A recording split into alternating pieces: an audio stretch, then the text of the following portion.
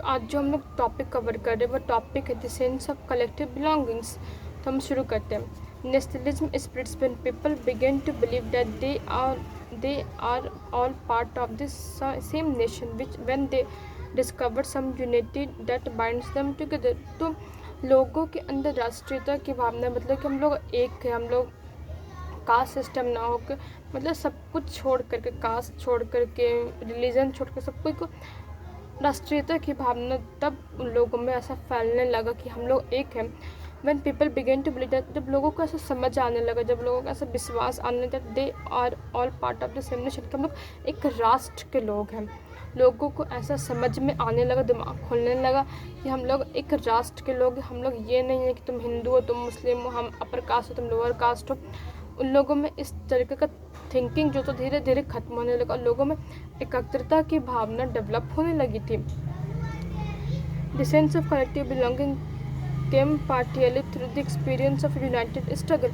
The sense of collective belonging मतलब कि लोगों में ऐसा जो फीलिंग था ना कि हम लोग एक है, कलेक्टिव बिलोंगिंग मतलब हम लोग एक ही समुदाय के हैं, हम लोग इंडियंस हैं। इसका जो फीलिंग था ना वो तब आया जब लोग एकजुट होकर के संघर्ष कर रहे थे अपनी आज़ादी को लेकर, एकजुट होकर के जब वो लोग लड़ रहे थे। The idea of nationalism also develop through a variety of cultural process. तो नेशनलिज्म का जो भावना आया, मतलब राष्ट्रीयता का जो भावना आया, बहुत ज़्यादा कल्चरल प्रोसेस के साथ भी आया। जैसे कि अलग लोग को अलग अलग कल्चर होता है, तो कोई इसका कल्चर में इन्वॉल्व हुआ, कोई उसका कल्चर में इन्वॉल्व हुआ। देखो, जब जाहिर सी बात है, जब एक तरह के लोग एकजुट होते हैं तो किसी का कुछ होता है कल्चर, तुम्हारा कुछ है, मेरा कुछ है। तो जब इस तरह का डिफरेंट जैसे कि इंडिया, तो इंडिया में अलग अलग तरह का कल्चर, जब सब लोग इकट्ठे होंगे तब उसका कल्चर वो पहचानेगा, उसका कल्चर वो पहचानेगा। तो वही हुआ कि लोग एक दूसरे का कल्चर को जानने लगे, समझने लगे। तब उन लोगों को ये समझ आया कि हम लोग एक हैं, हम लोग एक इंडिया के अंदर आते हैं, हम लोग में एक है, हम लोग राष्ट्रीय हैं, हम लोग इंडियंस हैं। History and fiction, folk lore and songs, popular prints and symbol all played important role in making of nationalism. तो आखिर राष्ट्रीयता जो आया, नेशनलिज्म जो आया, आखिर उसको एकजुट होने में, लोगों को एकजुट करने में बहुत चीज़ काउंट किया। जैसे कि हो जाता है हिस्ट्री, फिक्शन, फोक, पॉपुलर गाना, लोगों का गाना।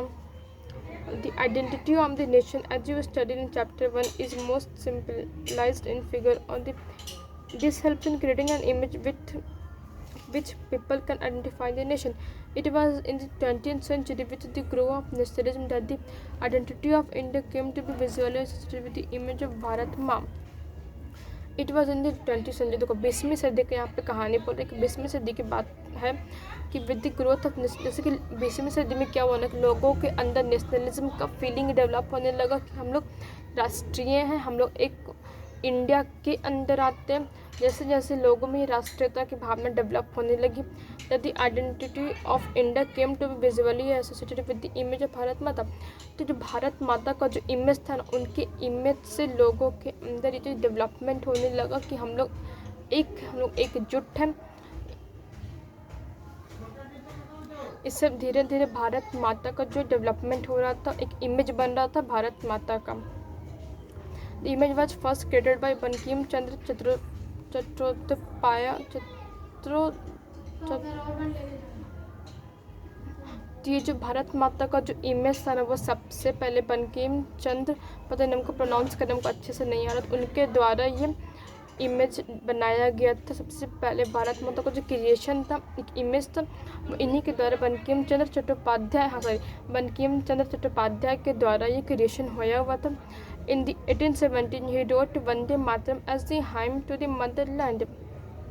तो वो जो है ना 1870 में एक हम लोग का जो वंदे मातरम जो हम लोग गाते हैं, वंदे मातरम, वो बंकिम चंद्र चट्टोपाध्याय के द्वारा लिखा गया है, ताकि ये जो भारत माता को, जो हम लोग मातृभूमि को एक शपथ हो जाए, तो जो भी एक राष्ट्रीय, जो भी तुम इसको ले लो, उस तौर पे इसको रिप्रेजेंट किए थे।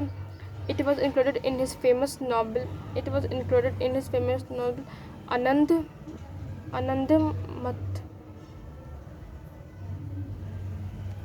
और ये जो वंदे मातरम जो वो लिखे थे, और वो जो वंदे मातरम का बहुत ज़्यादा मशहूर किताब है आनंद मठ, उसमें भी इस चीज़ को लिखा गया, नोट डाउन किया गया। और ये जो वंदे मातरम जो था स्वदेशी मूवमेंट, जब बंगाल में जब ये मूवमेंट चल रहा है स्वदेशी मूवमेंट, उस टाइम पे इसको बहुत ही ज़्यादा गाया जाता था। आज हम यहीं पे छोड़ देते हैं।